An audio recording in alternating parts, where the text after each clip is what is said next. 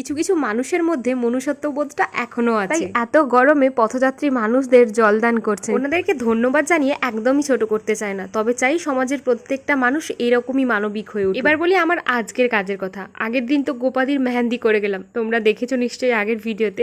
আজকে আছে bridal day, তাই মেকআপ অ্যান্ড হেয়ারটা কমপ্লিট করে ম্যাম বেরিয়ে গেছেন সেকেন্ড ব্রাইডের কাছে। যেটুকু বাকি ছিল সেটা আমি আর সহেলি মিলে কমপ্লিট করলাম। আগের দিনের মতো পুচকির বায়না, মিমির মতো শাড়ি পরেছে, মিমির মতোই কপালে চন্দন করে টিপ পরিয়ে সাজিয়ে দিতে হবে। আর এই পুচকে কোণে বউকেও আমি আর সহেলি দুজনে মিলেই রেডি করলাম। হুইটিয়ারের একটা বিখ্যাত কথা আছে জানো তো, জীবনের প্রতিটি সিঁড়ি পা রেখে উপরে ওঠা উচিত, ডিঙ্গিয়ে উঠতে গেলে পড়ে যাওয়ার সম্ভাবনা বেশি। কথাটা বলার কারণ হলো আমরা তো একসাথেই মেকআপ কোর্স করেছি, তবে কেউ কোনোদিনই কাউকে ছোট দেখিয়ে নিজেরা ওপরে উঠতে চাইনি, আর সেটা কখনোই চাইব না। কারণ জীবনের একটা ধাপও এগিয়ে যাওয়ার জন্য সবাইকে কঠোর পরিশ্রম করতে হয়, সেখানে কেউ কাউকে ছোট দেখিয়ে কখনোই বড় হতে পারে না।